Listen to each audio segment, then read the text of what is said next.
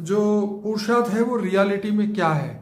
जो मैंने उपनिषदों में और उसमें पढ़ा है, सुना है कि पुरुषार्थ ये है कि हम अपने कर्मों को अच्छी तरीके से फेस करें।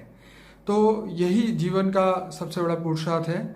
आप क्या बताते हैं, ये रियल पुरुषार्थ क्या होता है आत्मा का? तो सबसे बड़ा पुरुषार्थ है गृहस्थ जीवन में रहते हुए, घर गृहस्थ में रहते हुए, घर बार छोड़ने की जरूरत नहीं है, जंगलों में जाने की जरूरत नहीं है, और लौकिक अलौकिक दोनों बैलेंस रखना है।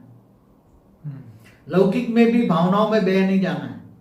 लौकिक में भावनाओं में बह जाते हैं, भावनाओं में बहने के कारण गलत काम कर जाते हैं और गलत कामों में फंस जाते हैं। फिर इसलिए भावातीत बनना है, नष्टो मोहा बनना है, इच्छा मात्रम, बार बार कहता हूं, इच्छा मात्रम अविद्या बनो। लौकिक इच्छाएं कम करो, कम से कम इच्छा रखो। और आज दुखी है, इसका कारण केवल अगले जन्म का हिसाब किताब भी आ रहा है, मगर इस जन्म की भी इच्छाएं बहुत बड़ी है।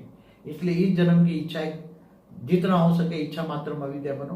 भाग्य में जो होगा मिल जाएगा। कर्म करते रहो और कर्म योगी बनो। कर्म करते करते ऑलमाइटी अथॉरिटी की याद में रहो, ग्रेट ग्रेट ग्रैंडफादर को याद करो, कनेक्शन जोड़ो और पावर हाउस से पावर लो, तो आत्मा में पावर आएगी।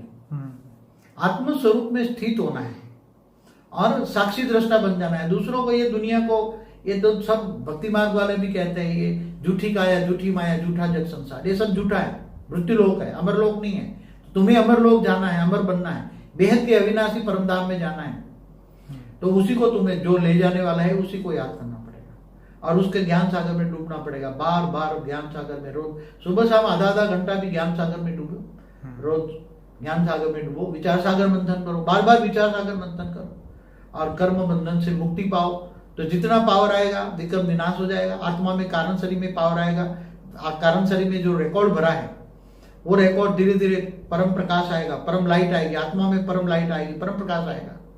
तो परम प्रकाश से, परम लाइट से, कारण शरीर में परम प्रकाश आने से विक्रम विनाश हो जाएगा और आत्मा हल्की हो जाएगी, धीरे धीरे कर्मातीत अवस्था की हो जाएगी।